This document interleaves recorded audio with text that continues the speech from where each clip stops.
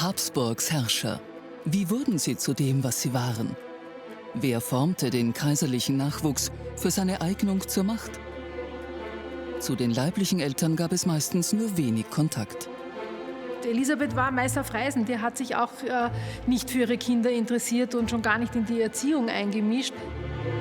Die Erziehung der Kinder und Jugendlichen lag ganz bei Erzieherinnen und Lehrern. Was sie den späteren Herrschern mitgaben, wurde Teil deren Persönlichkeit.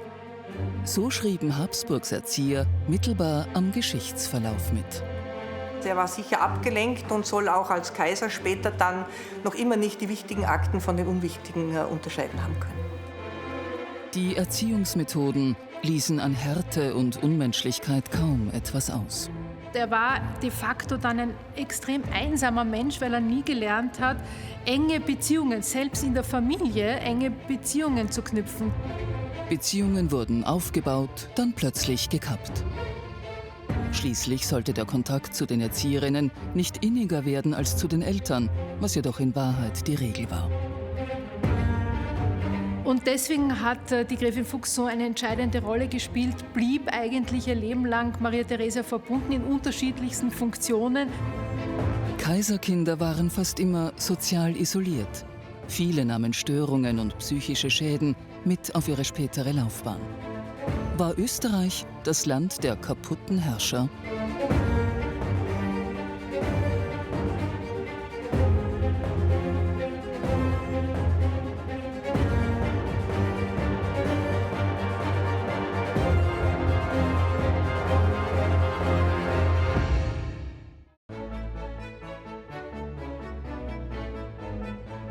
Maria Theresia gilt heute als Inbegriff der taffen Herrscherin, der das Rüstzeug zur Macht wie auf den Leib geschneidert schien.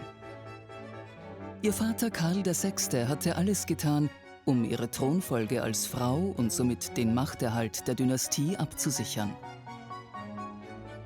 Doch die Erziehung der jungen Maria Theresia hatte nichts von den großen Konflikten verraten, die ihre spätere Amtszeit prägen sollten. Maria Theresia lebte das typische Leben einer Prinzessin. Keine Rede von politischer Bildung, juristischen und wirtschaftlichen Grundkenntnissen, diplomatischen Gepflogenheiten und Spielregeln. Es ist interessant, dass ausgerechnet Karl, der mit der pragmatischen Sanktion die weibliche Erbfolge einführte, dennoch nichts für die dementsprechende Ausbildung seiner Tochter unternahm. Maria Theresia hat die klassische Ausbildung einer normalen Prinzessin bekommen. Elegantes Erscheinen, Singen, Klavier spielen, Konversation betreiben. Er hat sie aber ganz demonstrativ nie in eine Sitzung mitgenommen, nie in die politischen Geschäfte eingeführt, mit einbezogen. Und als er dann doch sehr plötzlich gestorben ist, 1740, kam Maria Theresia mehr oder weniger völlig unvorbereitet auf den Thron. Und das war natürlich eine enorme Herausforderung, die sie nicht dank ihrer guten Ausbildung, sondern ausschließlich aufgrund ihres sehr mutigen und starken Charakters gemeistert hat. Maria Theresia wurde ausschließlich als normale Prinzessin erzogen und ihr Tag unterlag einem strengen Stundenplan.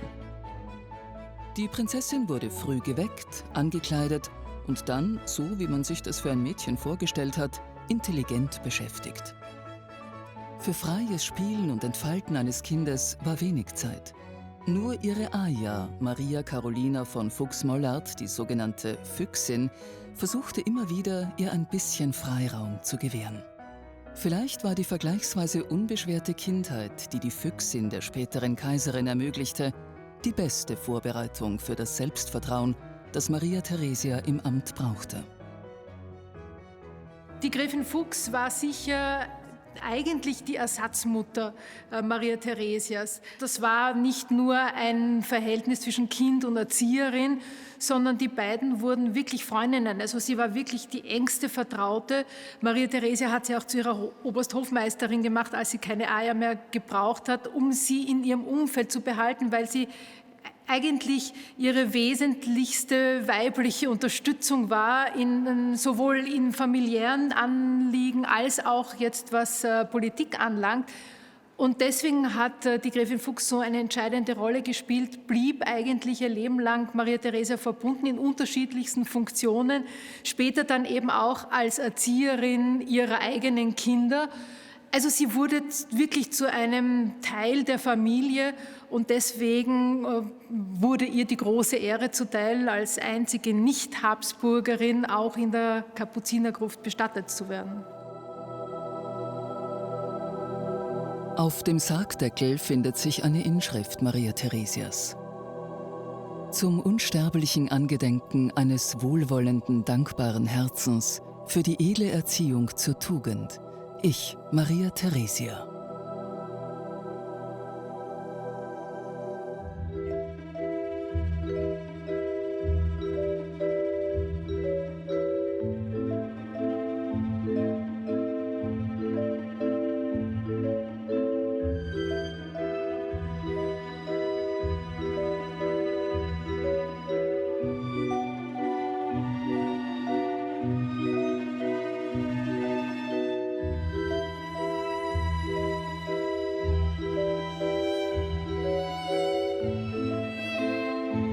Dieser völlig unvorbereitete Regierungsantritt war für Maria Theresia sicher ein Trauma. Und das merkt man auch bei der Erziehung ihrer eigenen Kinder. Sie war die erste Monarchin, die ganz genaue Erziehungsanweisungen für jedes einzelne ihrer Kinder, wirklich zugeschnitten auf die Persönlichkeit jedes Kindes, genaue Erziehungsanweisungen weitergegeben hat und das auch kontrolliert und überprüft hat, weil ihr das so wichtig war, sicher, weil sie es so schwer gehabt hat, ohne Erziehung, entsprechende Ausbildung als Regentin und Monarchin.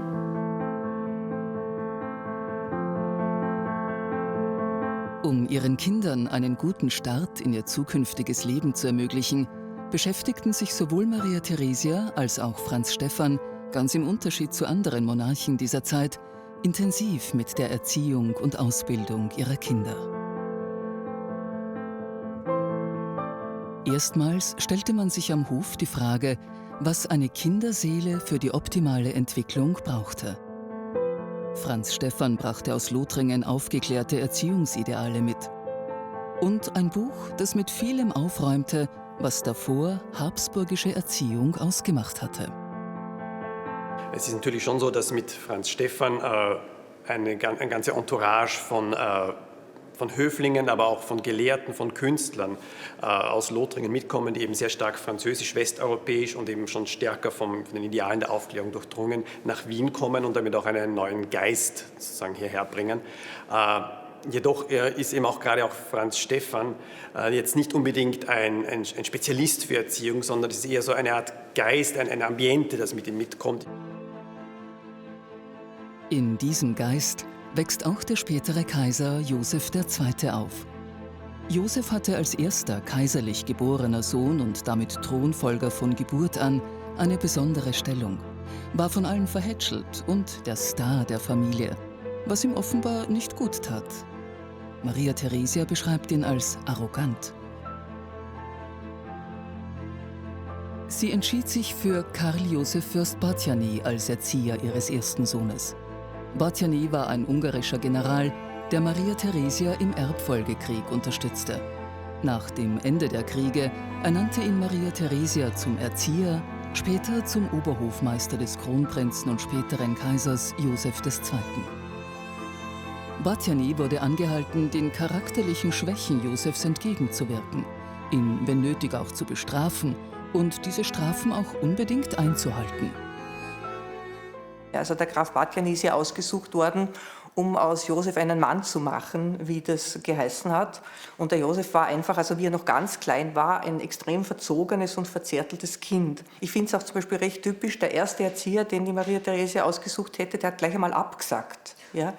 Weil der hat gesagt, also dieser Josef II., dem ist der Ruf des schwer erziehbaren Kindes, würde man heute sagen, vorausgeeilt. Ja? Und dieser Graf hat gesagt oder hat sich selber gedacht, na danke, also ich mag mich wirklich nicht mit dem extrem widerständigen Thronfolger hier auseinandersetzen. Und dann kam eben dieser Batthyány, das war ein ungarischer Haudegen, kann man sagen, also ein gestellter Militär aus den Erbfolgekriegen. Und der hat ganz einfach als militärische Dressur als Haupterziehungsmittel gesehen, was aber auch nicht viel gewirkt hat, weil ich finde zum Beispiel, es ist charakteristisch, dass der Josef dann später als älterer Kaiser gesagt hat, das Einzige, was er wirklich von seinem Ajo, also vom Bartjeni gelernt hat, war zu sagen, leckt's mich alle am Arsch. Bei der Auswahl von Josefs Lehrern bewies Vater Franz Stephan allerdings Weitsicht. Johann Christoph von Bartenstein und Christian August von Beck machten ihn mit modernen Ideen aus dem Ausland vertraut. Zum ersten Mal erfuhr er von den Pflichten des Herrschers gegenüber dem Volk, im Gegensatz zum Machtanspruch, der sich von Gott ableitete. Wer also machte Josef II. Zu dem Reformer, der er dann wurde? Der Vater mit den aufgeklärten Ideen aus Frankreich? Die Mutter, die sich dem Zeitgeist ebenfalls nicht entziehen konnte? Oder das Erzieherduo Bartenstein und Beck, das Josef gezielt auf die neuen Normen für herrschaftliches Walten hinerzog? Welchen Anteil hatten diese beiden, Bartenstein und Beck, an dem, was Josef später vollbrachte? Die josephinischen Reformen schenkten der Habsburger Monarchie noch ein Jahrhundert Lebensdauer. Obersthofmeister Karl Joseph Fürst Bartjany eröffnete ihm auch auf ausgedehnten Reisen einen neuen Blickwinkel und spielte daher auch eine wichtige Rolle im Heranwachsen des aufgeklärten Monarchen. Ja, dass die Kinder eben auch wirklich aus eigenem heraus Dinge arbeiten. Das ist eben ein neuer Gedanke, der damals aufkommt. Überhaupt das Konzept einer Kindheit, also einer Formierungsphase, wo das Kind eben auch eine eigene Persönlichkeit hat, die zur Entfaltung gebracht werden muss, ist auch ein Gedanke, der damals erst aufkommt. Davor galten Kinder oft nur als kleine, formbare Wesen, als kleine Erwachsene eigentlich, die man eigentlich mit Disziplin und Strenge in eine gewisse Richtung drängen muss. Die Talente oder auch die natürlichen Ansätze, die jedes Kind in sich trägt, hat man eher versucht zu unterdrücken und eben bei einem Computer neu aufzusetzen.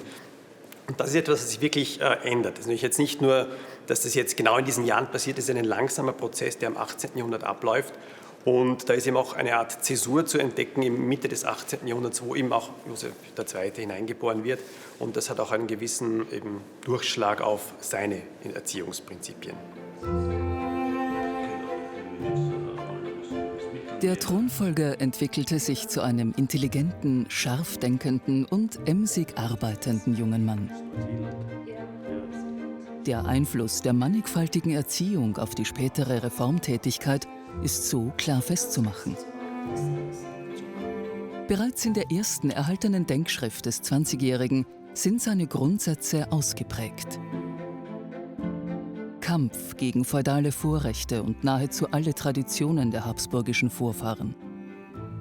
Einsatz für die Gleichheit der Untertanen und Anerkennung persönlichen Verdienstes. Von seiner bedeutenden Stellung durchdrungen und mit großem Selbstwertgefühl ausgestattet, blieb er zeitlebens von einem gewissen Sendungsbewusstsein geprägt. Das ist prinzipiell eine wichtige Frage bzw. auch ein Problem, nämlich, dass diesen Kindern natürlich von vornherein auch eingepflanzt wird, dass sie ganz besondere Menschen sind, dass sie einfach qua Geburt, einfach durch ihr Geburtsrecht, eine besondere Stellung unter den Menschen haben. Natürlich bekommen sie Kinder auch mit, dass eben der ganze Hof, die ganze Öffentlichkeit rund um sie in Ehrfurcht erstarrt, wenn sie sozusagen vorhanden sind. Gleichzeitig versucht man eben auch eine gewisse Art von Demut und Gehorsam, vor allem gegenüber den Eltern und dann auch in einem übertragenen Sinn eine Ehrfurcht vor dem Amt, das sie zukünftig ausüben werden, auch gegenüber der Kirche zum Beispiel. Das ist eben eine Art, da muss eine Balance gefunden werden, dass man sagen, diese Kinder am Erdboden behält, ihnen gleichzeitig aber auch ihre Überlegenheit bzw. ihre besondere Mission, die gerade auch die Habsburger haben ja sich immer auch definiert durch Legitimität, das sagen einfach durch Gottes Wille in diese Position einfach gebracht werden, durch Geburt, dass sozusagen ein höherer Plan dahinter steht und dass diese Dinge sozusagen ihnen in die Wiege gelegt sind.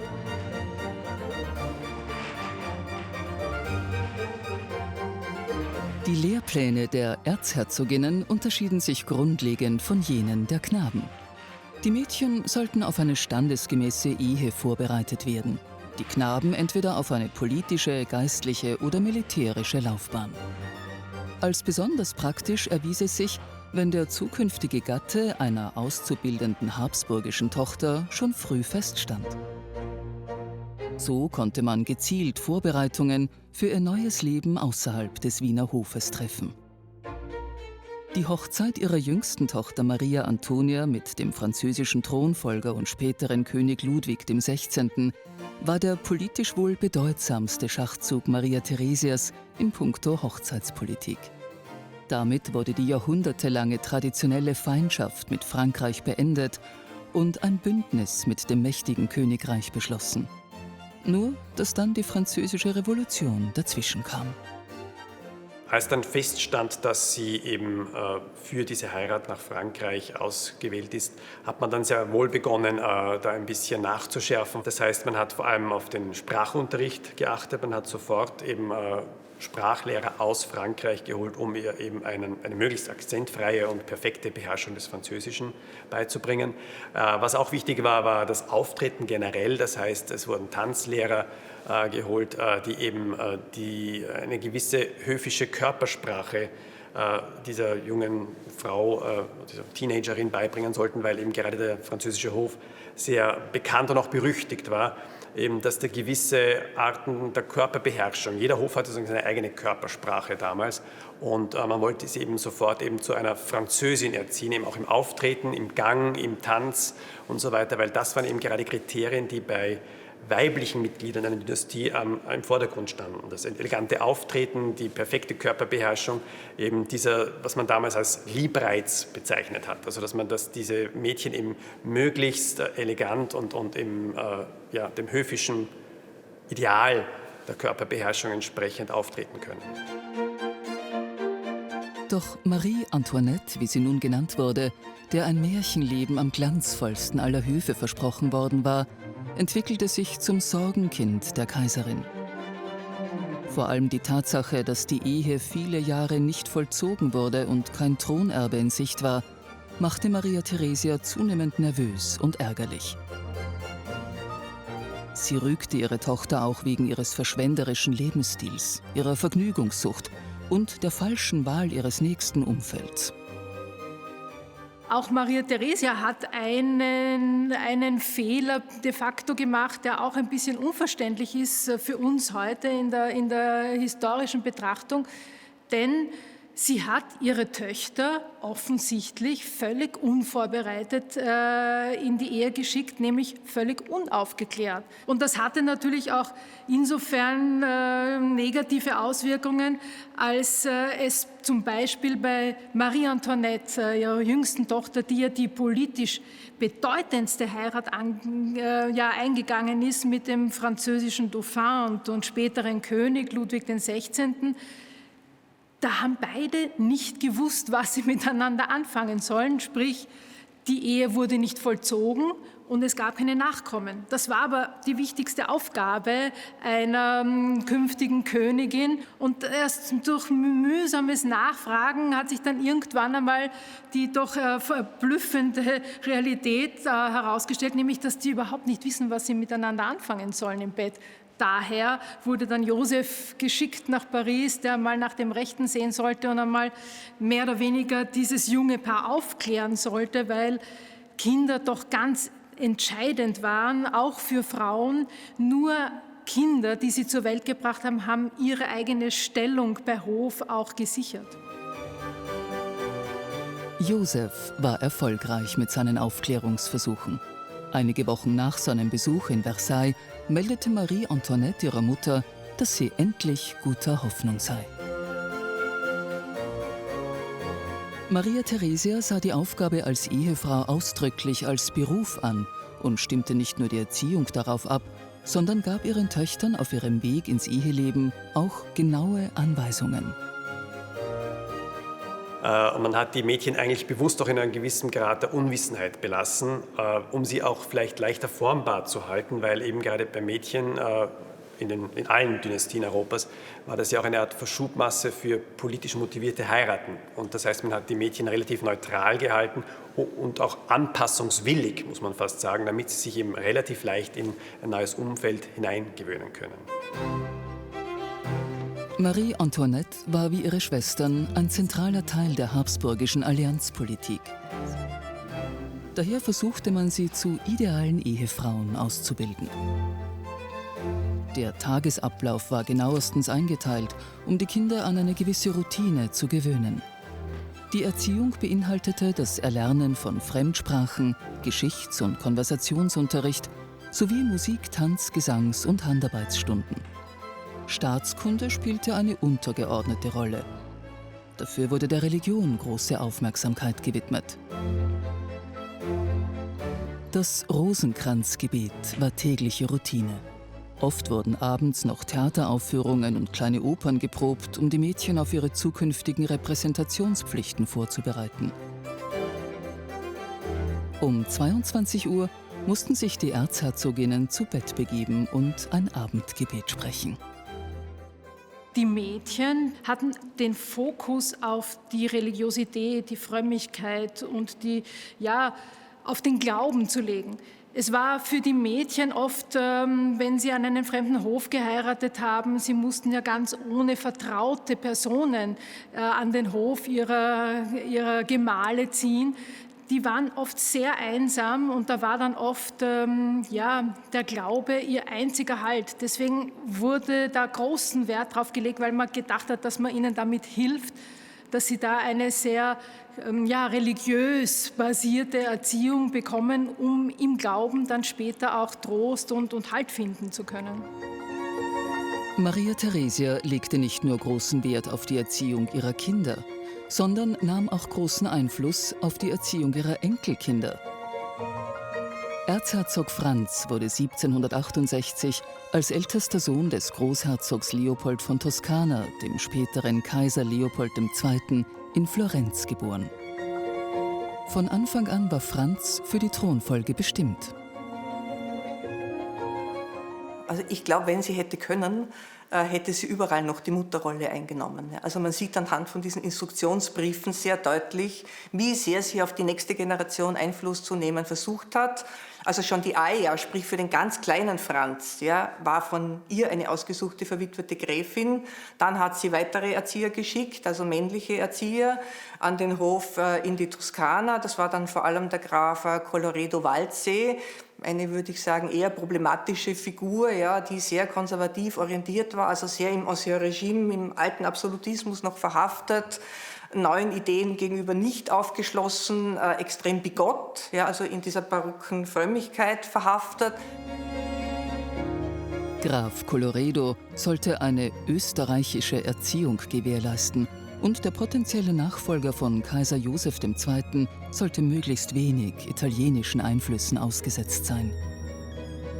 Dazu gehört eben auch, dass man eben die Prinzipien der Dynastie den Kindern beibringt, aber eben auch zum Beispiel eine Beherrschung der deutschen Sprache, die halt doch sagen, die Muttersprache der meisten Habsburger im 18. und 19. Jahrhundert war. Das heißt, dass dieser Aspekt nicht aus den Augen geht, sondern dass man eben, obwohl man in der Toskana oder auch in Modena regiert, dass man eben immer sozusagen sich als Österreicher, aber im Sinn als patriotisch, habsburgisch und eben den Richtlinien der Wiener Politik sich unterordnet.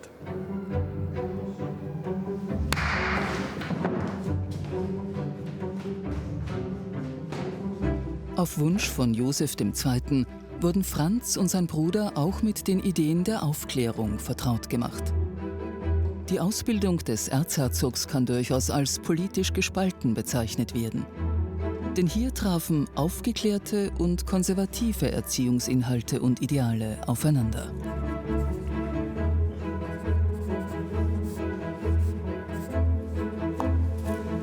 Colloredo schreibt in seinen Erinnerungen, dass Erziehen um so vieles schwieriger sei als Unterrichten. Der Ajo war mit den Fortschritten und Erfolgen nur nach einer Richtung hin zufrieden. Beide, schreibt er, nehmen täglich in Stärke und Geist sehr zu, aber es sei nicht möglich, sie zu etwas Gescheitem und Räsonablem anzuhalten.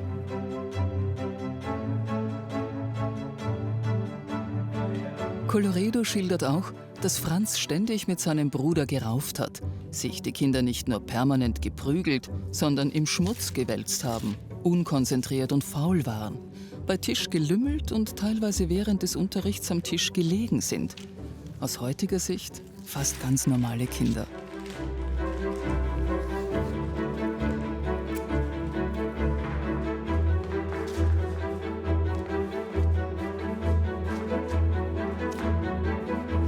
Nachdem Maria Theresia 1780 verstorben war, verlangte Joseph II. Von seinem Kanzler Graf Colloredo einen ausführlichen Bericht über die Entwicklung seines Nachfolgers, der jedoch ziemlich hart ausfiel. Hier handelte es sich in erster Linie um eine Kritik an der Bildung von Charakter und Physis. Man hatte Erzherzog Franz in den Augen Josephs mit Kenntnissen haufenweise angestopft, er war aber zu keiner nutzbaren Anwendung derselben angeleitet worden. Der Kaiser fuhr in die Toskana, um seinen Neffen zu begutachten, und nahm den 16-Jährigen mit nach Wien.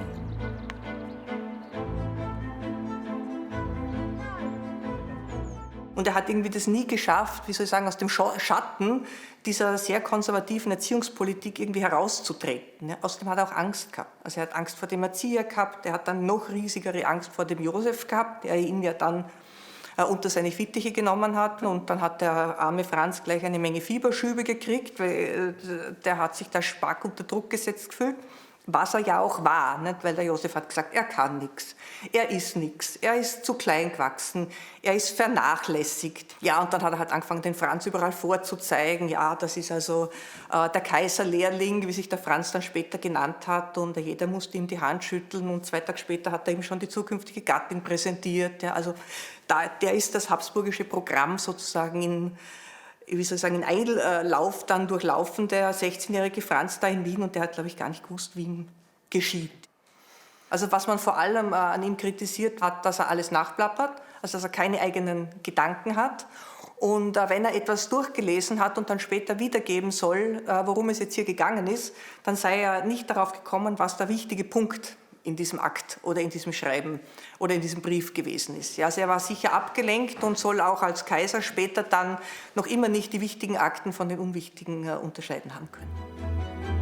Die Erziehung von Kaiser Franz mag auch dazu beigetragen haben, dass seine Regentschaft durch starren, heute starrsinnig anmutenden Konservativismus geprägt war, dem jede noch so kleine Reform oder Veränderung verdächtig erschien.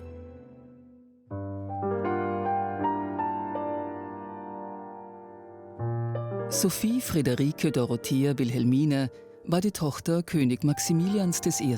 von Bayern. Sie galt als außerordentlich intelligent und von starker Willenskraft, sodass ihre 1824 aus rein dynastischen Gründen geschlossene Ehe mit dem unscheinbaren und jüngeren Sohn von Kaiser Franz für sie eine herbe Enttäuschung war. Erst nach 6 Ehejahren und einigen Fehlgeburten kam nach mehreren Kuraufenthalten Sophies in Ischl ihr erstes Kind, Franz Joseph, zur Welt. Mit ihrem großen Einfluss bei Hofe, sie wurde sogar der einzige Mann am Hof genannt, baute Sophie ihre Söhne, vor allem aber ihren Erstgeborenen Franz Joseph, sukzessive als personelle Hoffnungsträger der Dynastie auf. Franz Joseph hat eine ganz besondere Erziehung bekommen, gelenkt von seiner Mutter, Erzherzogin Sophie, die ja sehr ehrgeizig war, die ja den Vater eigentlich geheiratet hat, schon ein bisschen mit dem Hintergedanken, dass der spätere Kaiser Ferdinand, der ältere Bruder, der ja krank war und keine Kinder hatte, dass der irgendwann einmal seinen Thron einem Verwandten übergeben wird. Und da war natürlich ihr Sohn Franz Joseph die logische Nachfolge, aber es war nicht ausgemacht, es war nicht sicher, es hätte auch anders kommen können. Und deswegen hat sie so großen Wert gelegt, aus ihrem Sohn den perfekten Thronanwärter zu machen und alle störenden Faktoren möglichst von Beginn an wegzuerziehen. Also Franz Joseph ist wirklich jemand, der zu einem Kaiser gedrillt wurde. Erzherzogin Sophie begann schon während der Schwangerschaft rechtzeitig mit der Suche nach einer Aja für ihr Kind, und die Wahl fiel auf Baronin Luise Sturmfeder, die pädagogische Schriften las und die Relevanz der frühen Kindeserziehung verstand. Als sie schließlich an den Wiener Hof kam, um die Erziehung des kleinen Erzherzogs zu übernehmen, war sie 41 Jahre alt. De facto war sie es, die versuchte, dem verhätschelten Kind ein angemessenes Aufwachsen zu ermöglichen und es von den zahlreichen Hofdamen und anderen Mitgliedern der Hofgesellschaft fernzuhalten. Die Wahl seiner Aja, Baronin Sturmfeder, war eigentlich ein Segen für ihn. Sie war nämlich eine unglaublich bodenständige, sehr patente Frau, die es sich zum Ziel gemacht hat, zumindest die ersten Jahre, solange er in ihrer Obhut ist, so kindergerecht unter Anführungszeichen wie möglich zu gestalten. Sie war diejenige, die gemeint hat, man muss viel an die frische Luft gehen, ins Freie gehen. Sie sollen auch einmal in einem Garten spielen können, nicht immer nur behütet in der Kindskammer sitzen. Sie musste da aber harte Kämpfe ausfechten. Sie musste sich gegen den Hofarzt Dr. Malfatti durchsetzen, der eigentlich das alles nicht erlauben wollte und immer Sturm gelaufen ist und zur Erzherzogin Sophie gelaufen ist und gesagt, was sie mit wahnwitzigen Ideen, daher kommt der kleine Franzl, soll an die frische Luft. Also die Kinder hatten es nicht leicht und waren wirklich abhängig von ihren Ajas. Franz Josef hatte das Glück, eine sehr bodenständige Aja zu haben, die es ihm zumindest in den ersten Jahren bis zu seinem 6. Lebensjahr ermöglicht hat, auch Kind zu sein. Erzherzogin Sophie tat alles, um ihren Sohn zu einem Kaiser ihrer Vorstellungen zu machen. Tyrannisierte ihn mit strengen Regeln und ständigen Forderungen, gehorsam zu sein und Disziplin zu halten. Sie hatte Erfolg damit, sogar in solchem Ausmaß, dass er schon als junger Mann kaum Gefühlsregungen zeigte. Und Sophie war da wirklich auch ein Naturtalent, was man heute sagen als PR bezeichnen würde. Das heißt, sie hat ihren Sohn Franz Josef schon von Kleinkindalter an eben auch präsentiert zum Teil, hat ihn eben schon wirklich als Hoffnung der Dynastie etabliert. Und das hat ihm auch vom Kind abverlangt, dass er eben eine gewisse Disziplin an den Tag legt, dass er sich eben seine Emotionen und sein kindliches Ungestüm ein bisschen im Zaum hält. Und Franz Josef galt eben durchaus als ein bisschen jähzornig und auch er war nicht immer ein leichtes Kind. Er war auch kein schwieriges Kind, aber er neigte dazu, eben durchaus auch mal Gefühlsausbrüche zu haben. Und das hat man ihm offensichtlich abtrainiert. Und wieder eine dieser wunderbaren Nachten. Nichtsdestotrotz erlebten Franz Josef und seine Brüder auch normale und unbeschwerte Momente in ihrer Kindheit und Jugend. Das hing zu einem großen Teil mit Luise Sturmfeder zusammen. Sie hatte für ihren Schützling nur das Beste im Sinn, nämlich Franzi auf die Rolle des Kaisers vorzubereiten. Selbstständigkeit schien ein wichtiger Aspekt dieser Vorbereitung zu sein. Dafür widersetzte sie sich auch seinen Eltern, wenn es sein musste. Doch nicht immer hatte sie Erfolg damit. Erzherzogin Sophie war natürlich zuständig für den Lehrplan. Sie hat dafür gesorgt, dass der kleine Franzi schon mit 8 Jahren 36 Lernwochenstunden absolvieren musste. Mit 18 waren es bereits 55 Stunden. Und sie hat auch dafür gesorgt, dass Staatskanzler Metternich den jungen Franz Josef in die Staatsgeschäfte einweiht. Aber sie hat natürlich ein sehr strenges Regime geführt, aber die Baronin Sturmfeder hat nicht immer jede Anweisung von der Erzherzogin Sophie befolgt, vor allem wenn sie das Gefühl hatte, dass es nicht sinnvoll sei. Ihr Erziehungsstil war für die besonderen Verhältnisse modern und fortschrittlich. Sie wollte, dass ihr kleiner Franzi nicht völlig isoliert und abgehoben in einem goldenen Käfig aufwuchs, sondern so normal wie möglich. Der Einfluss der Baronin Sturmfeder auf Franz Josef ist unbestreitbar, auch wenn die Strenge der Mutter deutliche Spuren beim späteren Kaiser hinterließ. Es ist eigentlich fast traurig, wenn man sich ansieht, frühe Zeichnungen von Franz Josef oder frühe Briefe, wo man kennenlernt, ein fantasiebegabtes Kind, das auch Schabernack und Streiche im Kopf hatte, wie ihm das wirklich erfolgreich aberzogen und ausgetrieben wurde. Sophie war es auch ganz wichtig, ihrem Sohn, nicht nur ihrem Sohn, sondern dem ganzen Umfeld klarzumachen, dass er etwas Besonderes ist. Er war auch seinen Geschwistern gegenüber, der gesamten Familie gegenüber immer etwas Besonderes. Und das hat eigentlich so einen normalen Kontakt zu seiner Familie fast unterbunden. Und er war de facto dann ein extrem einsamer Mensch, weil er nie gelernt hat, enge Beziehungen, selbst in der Familie, enge Beziehungen zu knüpfen. Das wurde ihm aberzogen. Franz Josefs eigene Erziehung mag auch dazu beigetragen haben, dass er bei der Erziehung seines Sohnes, des Kronprinzen Rudolf, auf einer strengen militärischen Ausbildung bestand.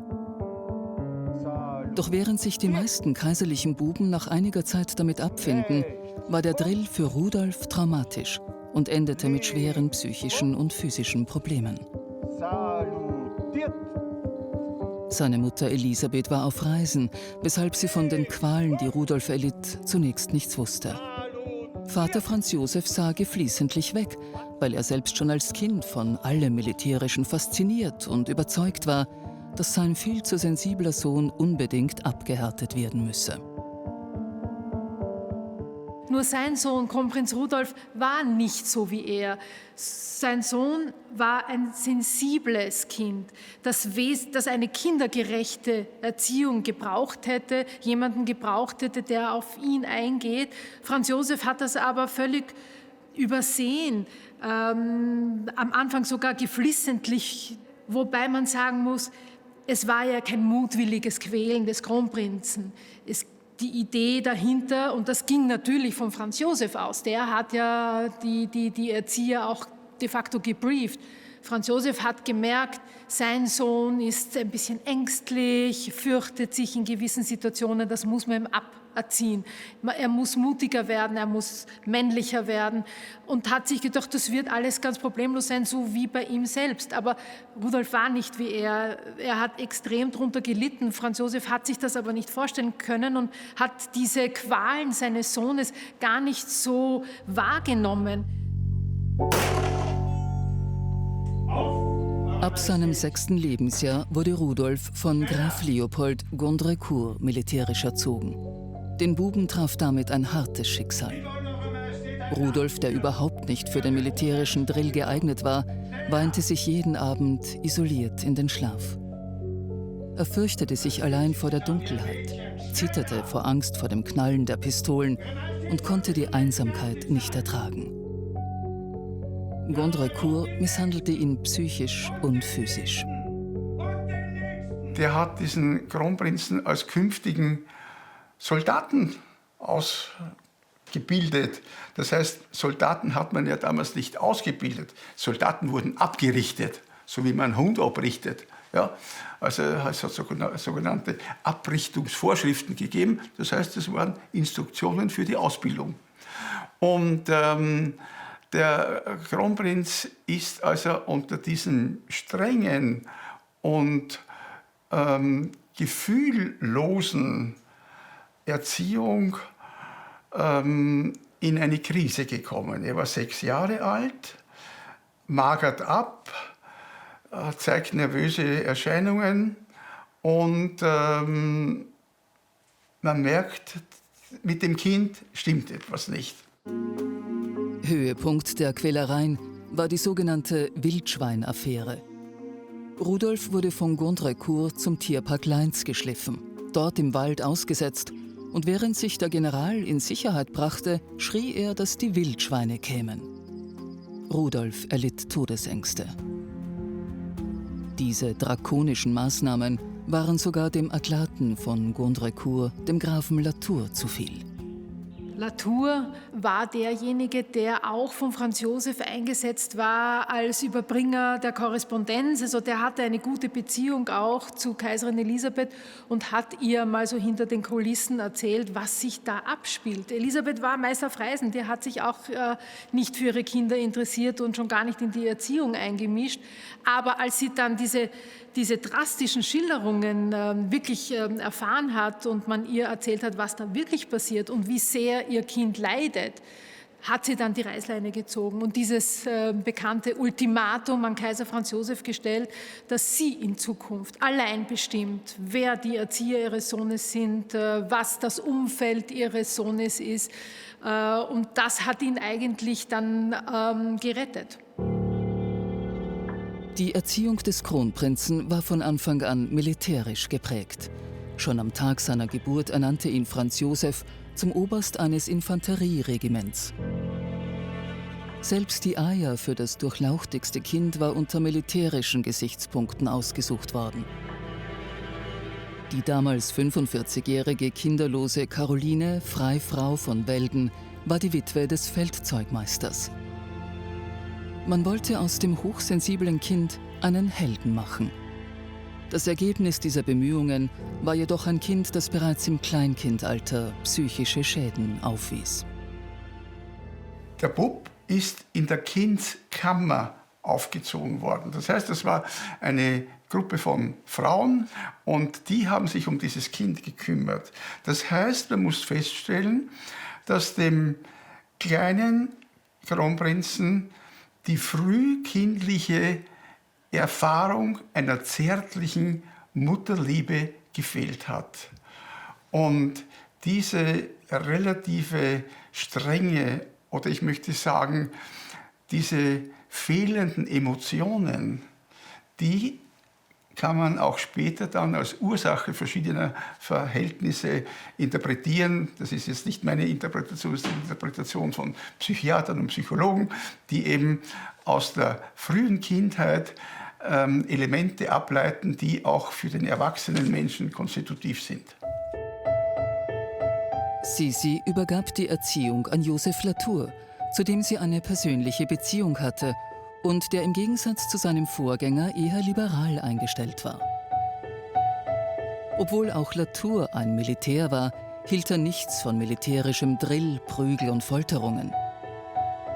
Er war für Rudolf ein Segen, da er gutmütig, empathisch und verlässlich war und auf Rudolfs Bedürfnisse einging. Der hat dem Kronprinzen vor allem die liberalen Ideen näher gebracht, mit denen er sich ja intensiv auseinandergesetzt hat. Er war liebevoll, er hat seine Interessen gefördert. Kronprinz Rudolf war ja besonders an Naturwissenschaften interessiert. Er wollte ja sogar studieren, was der Vater verboten hat. Er meinte, das sei nicht standesgemäß für einen Thronfolger. Aber auch die private Ausbildung, die Rudolf erhielt, hatte bereits im Kindesalter Hochschulniveau.